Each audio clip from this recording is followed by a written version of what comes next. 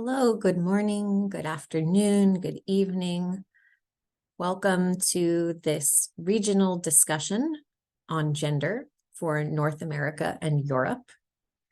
My name is Teresa Blumenstein, and I am the global coordinator of the coalition that's facilitating this discussion today, which is JCoR, the Justice Coalition of Religious. And this is a group of 22 NGOs who are accredited to represent congregations of Catholic sisters, brothers, and priests at the United Nations. And we're gathering today during the second of 2 weeks of the UN Commission on the Status of Women, which is the UN's annual conference on gender equity and the empowerment of all women and girls.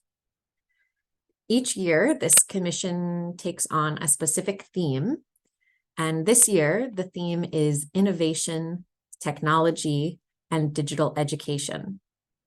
So in considering these themes, we are exchanging ideas on questions like, how do technology and innovation promote gender equality? How are women and girls serving as leaders in these areas? Or how have technology and innovation actually made gender inequalities greater? So in our time together today, we're all welcome to take this theme into consideration, but we also should remember that we're not limited to it in any way, because as NGOs who are present at the United Nations, it's really an important part of our role to not only respond to the United Nations when they ask for input on specific subjects, such as this one, but it's also our role to shape the UN's agenda by drawing their attention, the leaders of the UN, to subjects that we find the most concerning or important. So for that reason, we will be considering two broader or more general questions related to gender inequality and the empowerment of women and girls in our discussion today. And those two questions, which you see on your screen, are: what are the areas of deepest concern for women and girls in your country or community? And what small victories or progress toward gender equality have you witnessed in your country or community in recent years?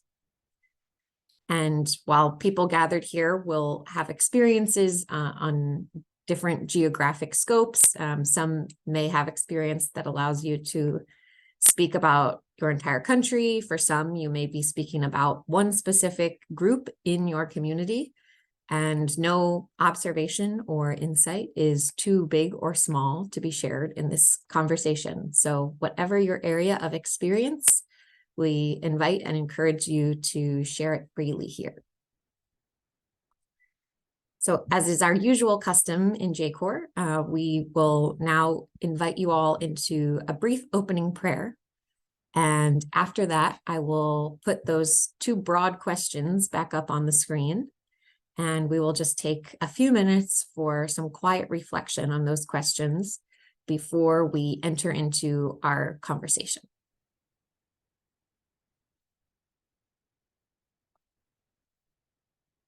And as artistic inspiration for our prayers, both opening and closing today, we have the graphic art of Sister Susan Daly, who is a member of the Institute of the Blessed Virgin Mary, who created these pieces of art as inspired by the theme for this year's Commission on the Status of Women. And so we enter into prayer. To your cross, O God, we come for healing, for you alone can make us whole. We come brokenhearted and broken-spirited, for you alone can make us whole. We come broken in body or in mind, for you alone can make us whole. We come with broken relationships and promises, for you alone can make us whole.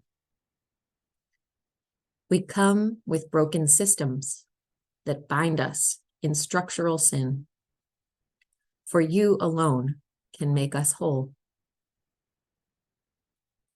To your cross, O God, we come to be made whole. For your love alone can make us like bread, broken, yes, but broken for others.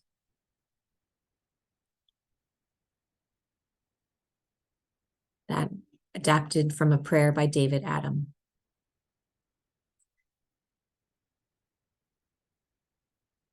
So now we move from our prayer into our reflection.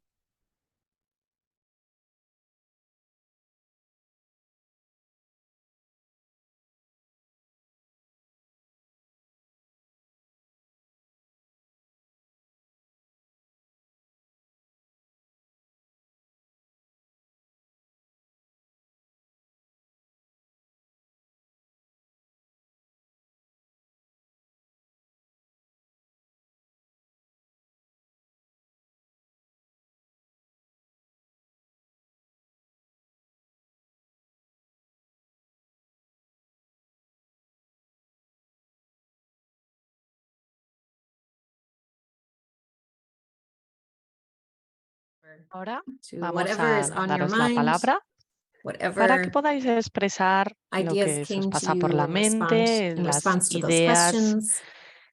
que tengáis para responder a estas You are preguntas. invited to share with the group here. Os invitamos a que lo Since we compartáis are con el so grupo. few, we can Así feel como free estamos to tan simply poquitas, unmute and speak podemos simplemente and encender el have a micrófono conversation. y ya está, tener una So conversación. whoever would like to begin, Así que quien please go quiera ahead. empezar, por favor, adelante. About that was that nothing changed since many years. When this person talking about what is going on in, I think she's in Congo, Nicole. I think she was in Congo, you know, and how the female people, you know, how the ladies, how the girls are treated, you know, at this point, is no many changes since when I was in Africa, you know, some time ago. And I here we talk a lot about, you know, these different concerns, but I think nothing maybe in other continents have been, you know, introduced, you know, in this equality of sex and inequality, and that this is even in Middle East, this is not words, that it is in the proper vocabulary. We talk a lot here because we are at the UN, and it is the topic of the day. But reading books and listening to people who are in this different milieu, we can see that there's a lot of things for the future waiting to happen. And I do not know by which side we can begin, because this is coming from the very young age, and it is anchored in the culture. And change culture, as you know, it's not easy task.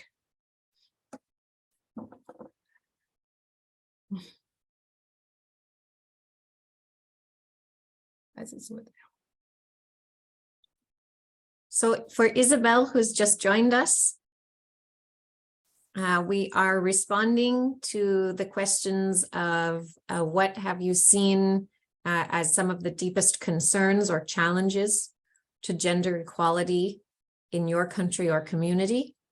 And on the other hand, we're also considering the question, what have you seen as the areas of progress or small victories in your country or community? So either deepest concerns or areas of progress, and anyone is free to comment as they feel called. Thank you. Yes, please, Winifred. Thank you very much, Teresa. I'm not sure that I'm going to talk about North America as North America, except to say that with regard to the political situation and women in the USA, what can I say? It's draconian. I will put it as stark as that. I hope I'm not offending any US citizen in saying that. And I say that particularly with regard to the whole issue of the overturn of Roe versus Wade and what that does to women who are of color, who are disadvantaged, who live in poverty, who are trying to deal with family issues, and whose very lifeline was often services. And I'm not talking about providing abortion. I'm talking about services that provided services to women with regard to their sexual and reproductive health and rights. And to think that that has been withdrawn in this day and age is nothing short, I think, than draconian. But the whole situation of women in the US who are not advantaged and who are, will I say, privileged, is a very different life to the majority of women. And I think even women who are in privileged positions often, for whatever reason, adopt a mindset that upholds the patriarchy and the misogyny that is rampant in the world. And so there's that issue. But then when it comes to work and all the rest of it, women do all the menial tasks, the care jobs, always at pay below the pay of men. And so that gender pay gap is hugely evident. And without any big policies with regard to maternity leave and care of children and all of that. So it's a sad situation with regard to women and women's rights. And I often wonder, what would Eleanor Roosevelt say, who actually was the mind, I like to believe, there were other women with her, of course, but around the Universal Declaration of Human Rights, which is the fundamental document that really informs all of the discussions we go on with here at the United Nations. So I just put that out there. Women are hugely disadvantaged. The whole issue of the number of women who die in childbirth, all of that here is, you know, it's heartbreaking. With regard to the commission, I think from the briefing this morning, the youth delegates were present, and it was a briefing, and the representative from Germany who is on the bureau and who is part of the negotiations that are going on, which are closed to us NGOs. So you can even look at something like that, even to know what's going on and to be able to say who's saying what. We depend on hearsay. And so, you know, what changes, what doesn't change? What changes is this morning that there was a youth panel and that there were youth delegates that were speaking. And there was tribute paid to the Danish youth delegate, whose delegation gave that youth 1 minute of their 5 minutes to speak during these negotiations. So, like, that's new. That's a step forward. And certainly youth are making inroads at the UN. So, you know, that's as it should be. And both in terms of the climate issue and the digital technology. But it's a contentious issue within the United Nations. Tech facilitated gender-based violence. They can't agree on that. They can't agree with a simple fact that most of us women are experiencing sexual harassment and all the rest of it through tech facilitated. And they won't agree to. So, I mean, how closed are mindsets that cannot just take that as a fact of today? Oh, it's not in any other document, it's new language, whatever, whatever. There was a youth delegate on the panel this morning who was heavily engaged last year in terms of the negotiations for climate. And she's hugely concerned about how the climate issue isn't being really addressed in terms of technology. As she saw, technology is the answer to everything. And so it doesn't matter what it is. And so, if anything, language is rolling back and is being watered down with regard to climate issues. So you had a young woman from Africa, from Zimbabwe, who's a member of her delegation and is in at the negotiations, and you know, is talking about, while they cannot say what's going on in the room, like they try to give us some kind of feel for what's going on. And so, like, she talked about how, like, trying to sit in groups with different minded people, trying to come to consensus,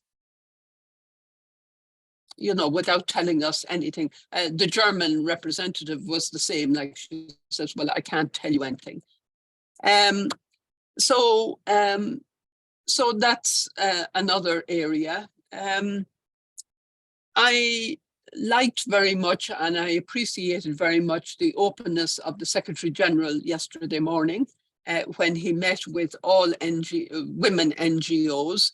And I was, during the discussion, and you know, he gives his opening address, and I mean, he speaks the truth, but he's as powerless as you or I, and maybe more powerless, because at least we can say something of what we think, but he has to be the person, in the executive director of these 193 member states. So, like, yes, he says what the human rights are, but he cannot branch out and say, we're doing this or we're doing that, you know.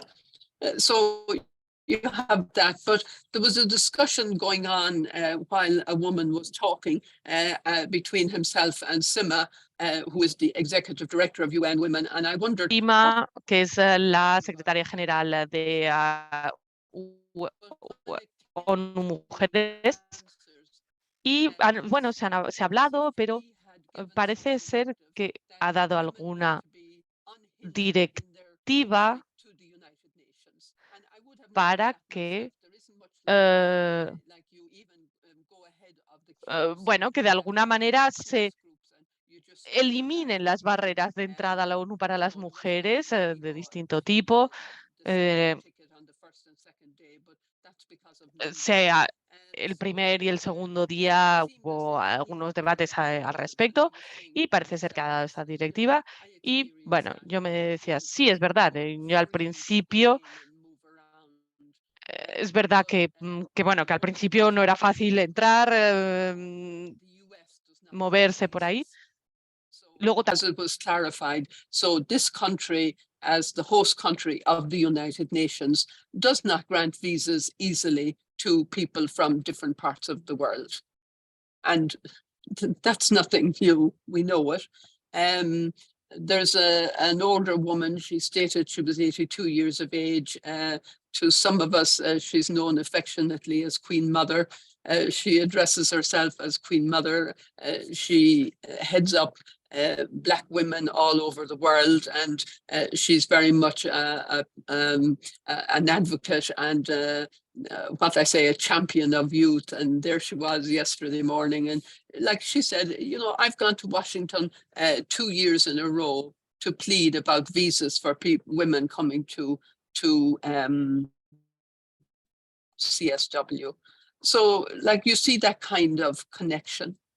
And just finally, I want to say, you know, the changes that we see, I think I heard Michelle speak there about like how culture and the actual experience on the ground can be very difficult and oppressive for women and doesn't change.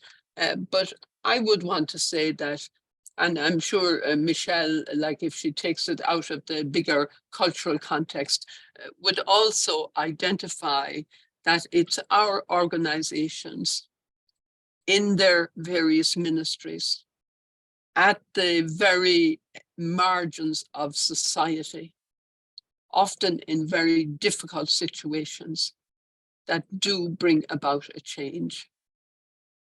And so I think our role here is to marry what we see and know that happens on the ground.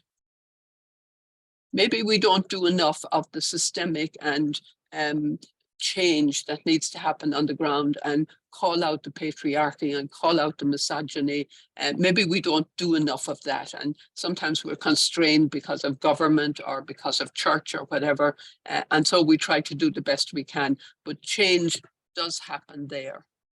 And let me say that my reflection on change is it's generational. And so for us as a congregation, we went to Ethiopia, it must be 60 years ago, but we were there over a span of 40 years. And so my reflection on those 40 years is the first group of women we worked with were illiterate and unskilled. But those young women wanted their children to be educated, and the next generation was to primary. But when that generation came along, they wanted their children to not just finish secondary school, but go to college, because in Ethiopia, college was free, university was free if you could get that far. The primary was free also, but secondary, it was a big struggle. So, but they wanted their children to come out of college. And when I left Ethiopia in 2007, it was big celebrations of children coming out of college. And Teresita, she's now in heaven, but she insisted, and she had put many of those through college, had insisted that they come back and that they give 2 years service in their local community to bring back the thinking and the experiences that they had had. And then she felt, you know, you can move wherever you like, but she had put in that kind of, what I say, provision, so as to give back. The community has given to you, and this is you giving back. So, you know, we go from draconian experiences through a whole gambit, and yet I think we all recognize in our lives. I see Maria Delaney there, the School Sisters of Notre Dame de Namur. Again, most fabulous work in different areas. I remember Joan Burke and what she used to do, etc. So I'm saying, you know, it's there, we do it, and we do it at 2 levels. This level can be very frustrating because on a day-to-day basis, we do not see the change. But we are carriers of hope. We are people of resurrection, and we must always speak up on behalf of women and girls rights, to education, not just education, quality education, social protection, the care economy. These are the big issues that we need to keep. And it's not just a one track. I think we have to be cross-cultural and cross-cutting and intersectional. So climate and women and education and digital, it's all in there. And of course, finance. So that's my reflection around where we are. Thank you. Thanks, Winifred. Always broad in thinking and integrated to say all we need to work on is everything. And that's true. It's really true. I see Maria's interested in saying something, and then after her, we'll go to Isabel. Let Isabel speak first. and Oh, then I'll okay. speak All after right. her. Please, Isabel, go ahead.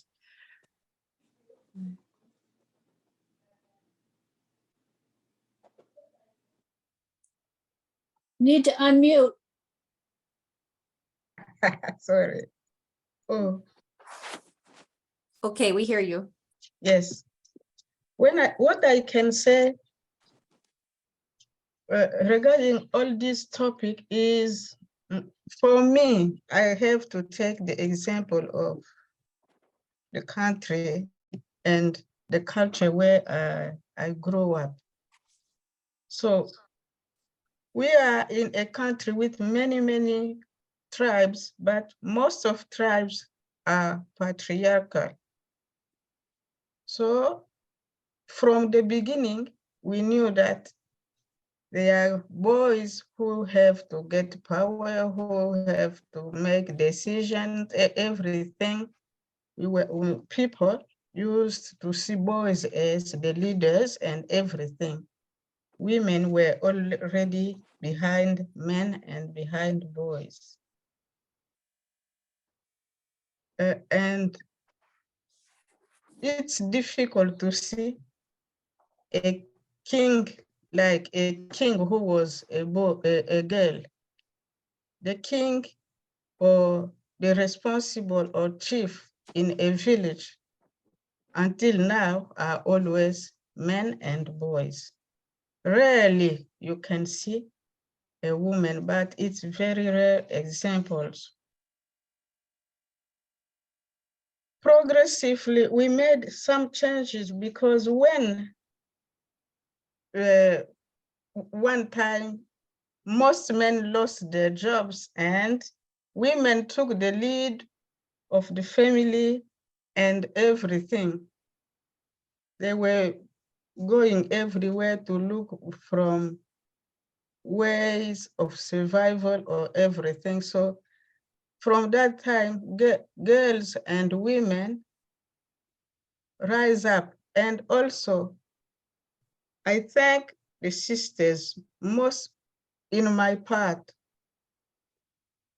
When you go, girls are great, mostly when they studied, because at that time they made schools in some area. It depends what was the charism and ministry of the sisters.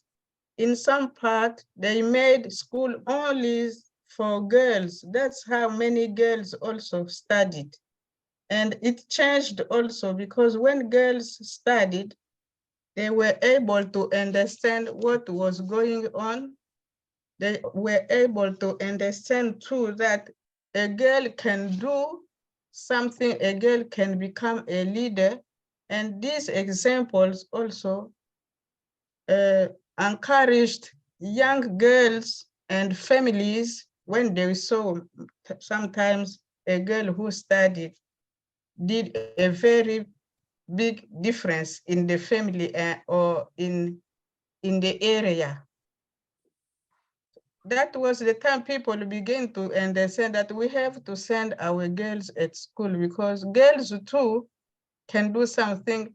And now the language is girls are more than boys, because the boy, when he gets married, he go with her wife and it's finished. But the girls always come back and make decision, and they are the one who are more helpful And they could see also girls who studied, who became doctors or politicians or whatever. It is encouraging the other girls and families to send their girls to school. Even you go in villages today, we are still seeing, even myself, I'm a sister, but always if the boy is not there, I feel that we are missing something. But sometimes we tell our brothers that you don't have to make decision for us. We all are people now. We will take the lead as girls. But a good example, I always do my ministry in very remote places. I used to have an association for women and teaching them everything. One day I went with women to a funeral. There was not many chairs, but all the women, we arrived before the men. And we were there. When men came, they begin to say, women, you have to stand up, give all the chairs to the men. I was looking at the women, what would be the reaction? The women say, we are not getting, we will stay.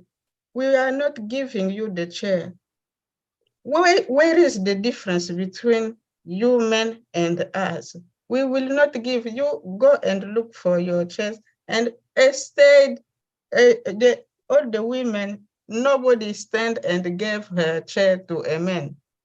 So they were obliged. I say, these are women who didn't go to school, who don't know how to read and write. I say, things are changing. How these ladies can have the courage to oppose men?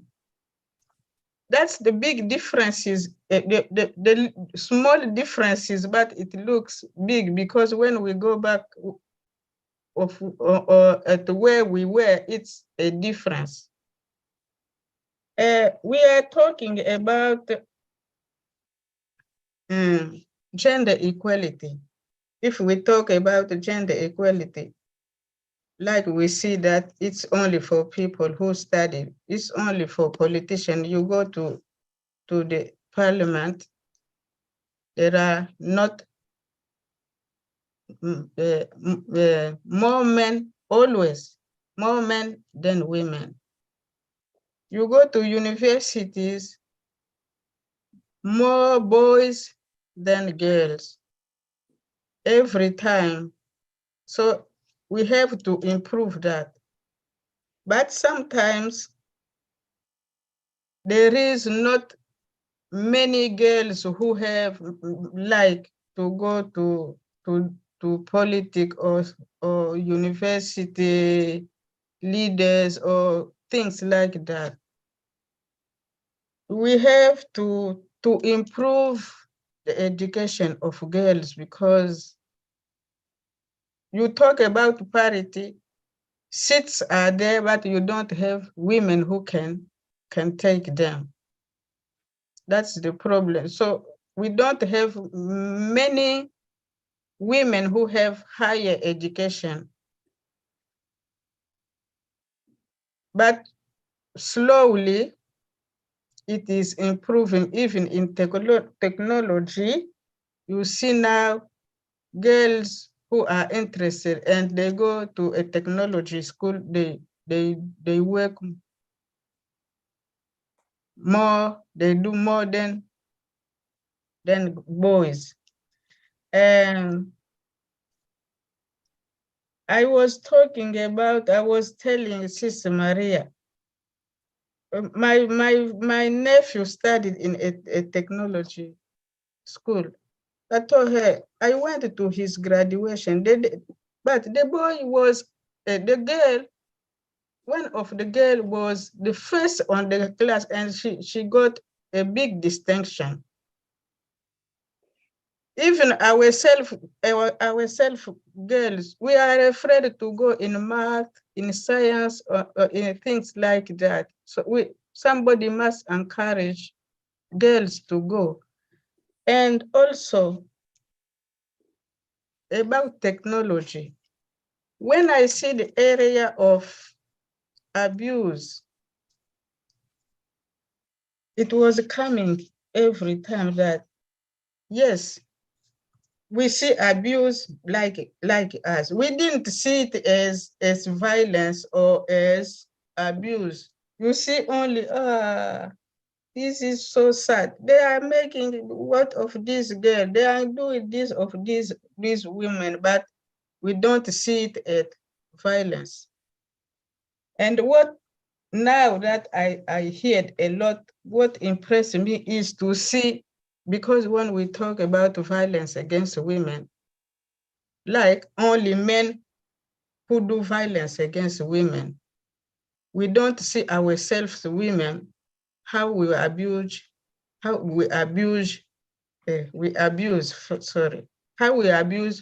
each other. Even online, I saw girls, women abusing our other women. So we need to be educated, we need to be educated on that matter, and also to educate our young girls who are using technology, mostly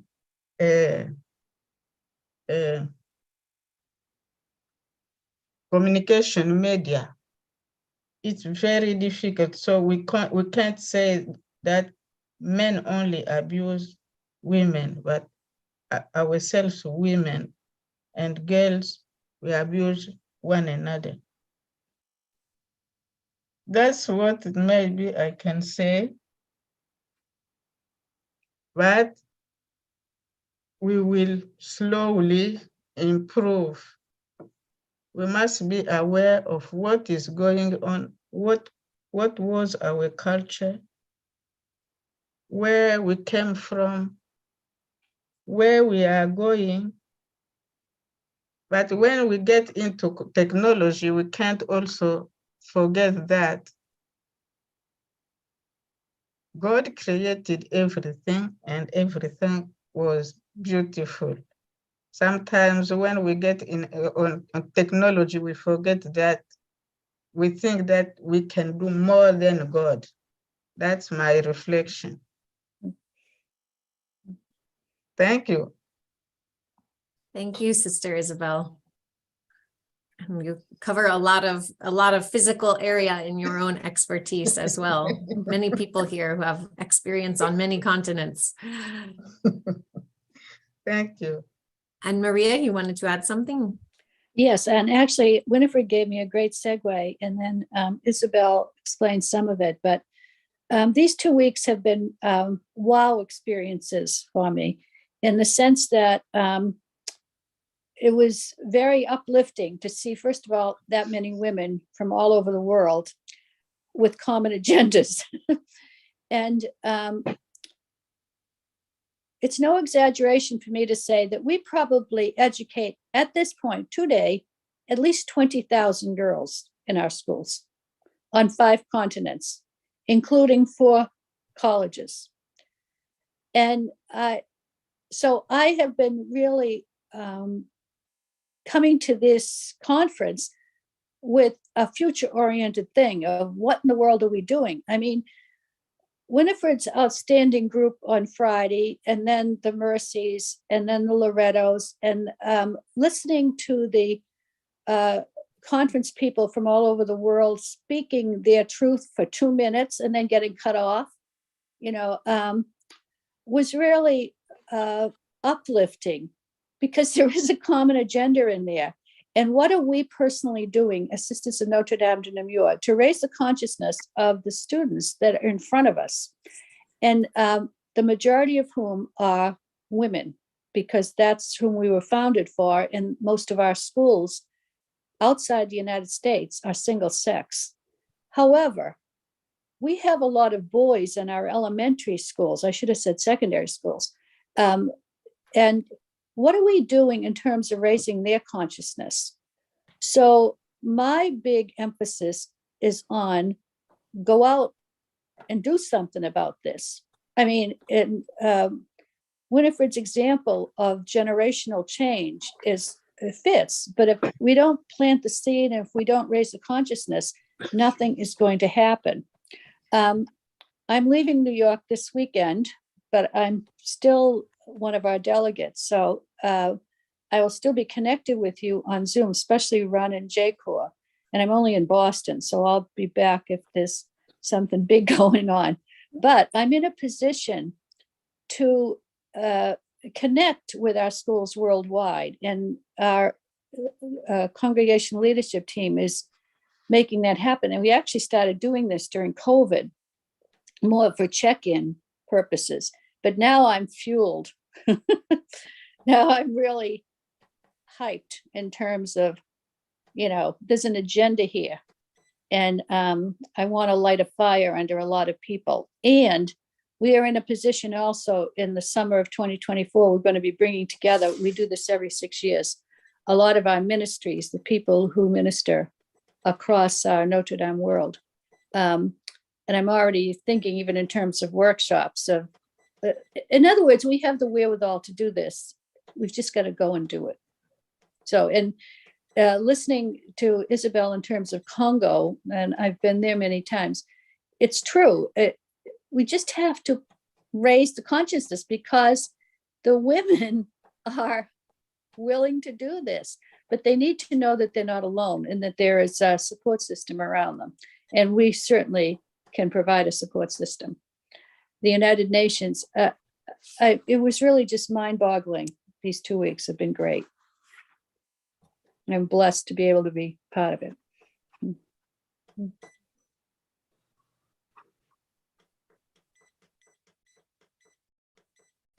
Thanks, Maria. Is there anyone else who would like to share a comment or respond to anyone else you've heard this morning?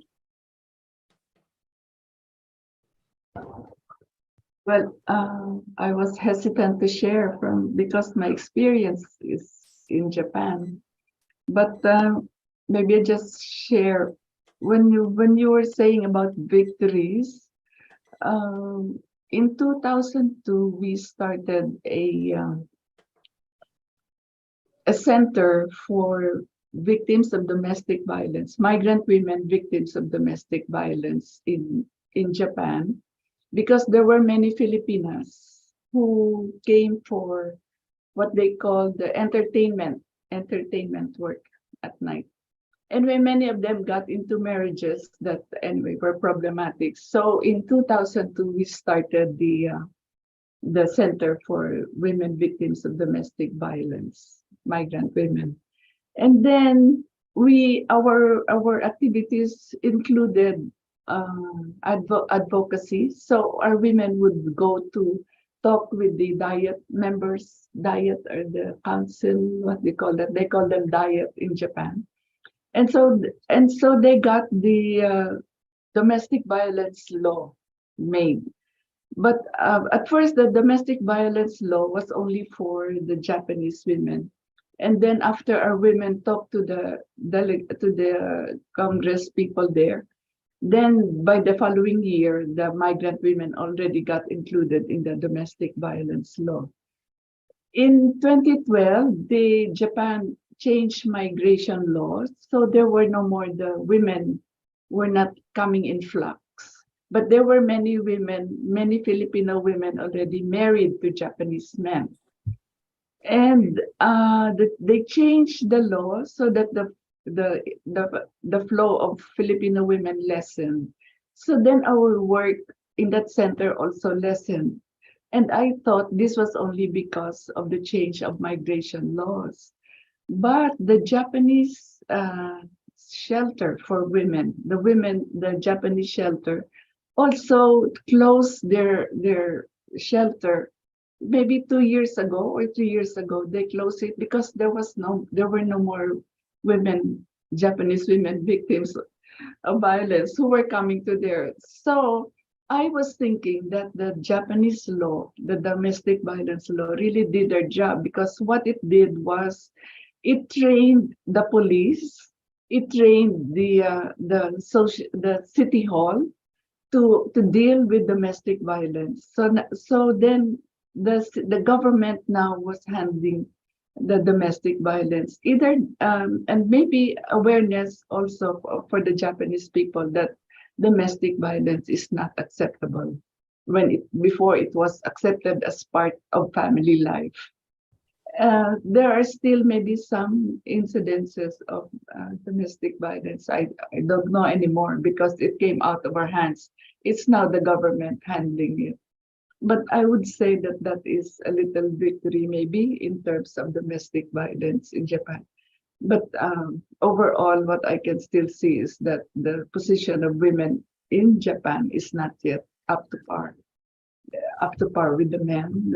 You can see that in politics, there are only a few of them in politics, like, I don't know, 2% or 3% in politics. So that's just what I wanted to share from the context in Japan.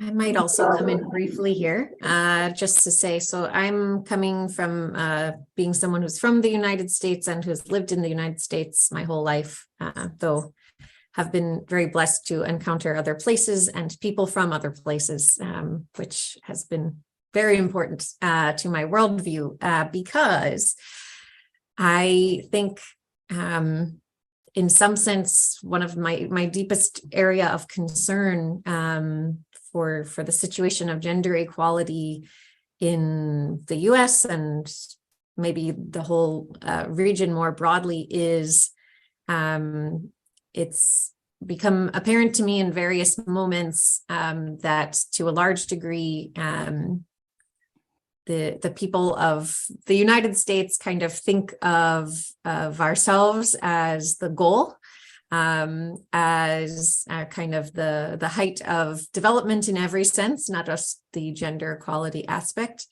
And I think to some degree, certain pockets of wisdom accepted, to some degree that idea has been absorbed in other regions as well. And from what I have had the opportunity to learn and see, I would, far from being offended by Winifred's characterization of using the word draconian, I quite agree that despite the fact that in a setting like the United States, where we certainly could be seeing a lot more gender equality than we are seeing in the present moment, there are certainly enough resources available that a true development could exist here. We could see people having all of their needs met, and yet we don't. And I think one issue underlying that situation is that we've maybe misadopted this notion that empowerment of women or gender equality is achieved when women reach some of the higher offices, whether it's in government or business or some other setting in the world, that simply reaching those offices, it can be equated with equality and empowerment. And in reality, too often we've seen, that reaching those offices just requires women basically to adopt the mentality and the way of working that men have employed throughout history. And of course, things that are too focused on competition and not as much on collaboration, focusing on keeping others down, holding on to power, hoarding resources and power. These are kind of the MO, the modus operandi of patriarchy. And I think too often we see that women have adopted that as, that's the way forward. That's the goal. That's what we're trying to have for ourselves. And when we do that, we don't see that the outcome is not development. The outcome is not the empowerment of women and girls. The outcome is that some individuals, just as before, will have a more comfortable life, and far more individuals will continue to be struggling. So I would say for me, I guess one area of concern is that we need to, in the United States at least, be much more circumspect in our analysis and our definition of what feminist leadership looks like, with attention to some of the intersections of identity, like race, like country of origin or migratory status, like income level, education level, so many factors that affect one's experience in addition to being a woman, and taking all of those into account, that we adopt a more transformative form of leadership and identify that as the goal, one that is mentoring, one that is collaborative, one that is bringing in many voices, one that is creating space for more perspective, and kind of flattening this age-old hierarchical structure that we've held up as an ideal. Because wherever there's hierarchy, you'll see people being crushed at the bottom, and that simply can't be our goal. So I think it's kind of on a cultural or ideological level, but I would say that's a big area of concern that I hold from the US perspective.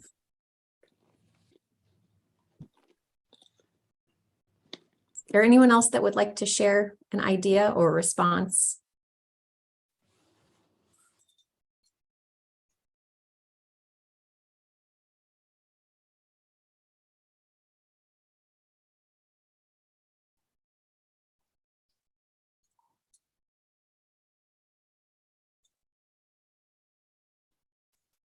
Okay, then with that, I think I will bring us into a short word of closing prayer. But before I do that, I want to thank everyone who has been here today.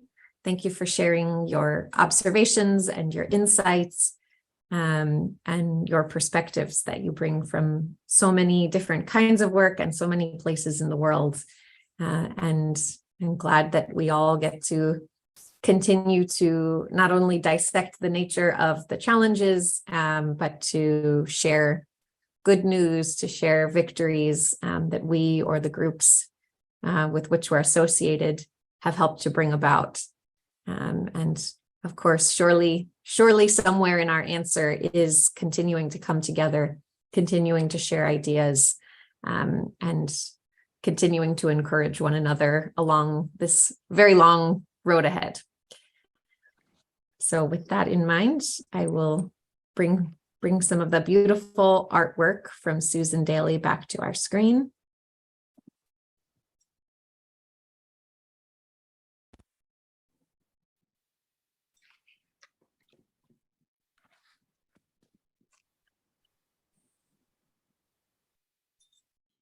And to offer a very brief word of closing prayer for us.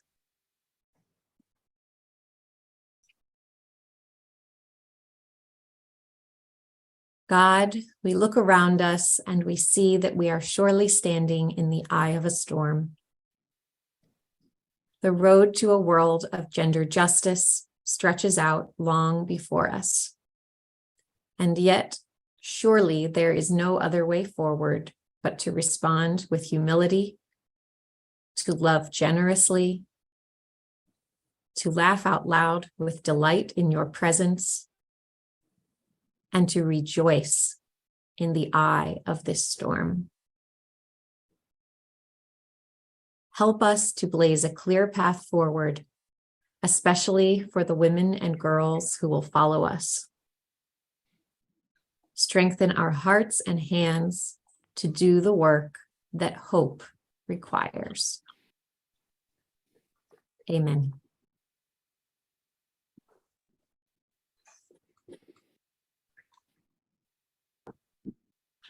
Please, may I ask you a question? Yes, of course. Are you going to do a guide for the water conference? Yes, we are. It's almost finished now, actually. You will see it soon. You know, because I print it out and put it in our bulletin board as information for our sisters. So, Oh, good. yeah, I am looking forward to it. Very good. Well, yes, you will have it in your mailbox very soon. Okay, thank you. Okay. Thank you very much. And please, everyone, encourage your members. We have 2 more regional conversations happening this week, tomorrow on Latin America, and then on Thursday for Africa. So if you have any delegates, either here in New York or anywhere abroad who would like to come online and join the conversation, please encourage them. Everyone is welcome. Thank you. Bye, everyone. Thank Have a you. good remainder of your Okay. day. Ciao Bye, to thank everybody. you. Bye.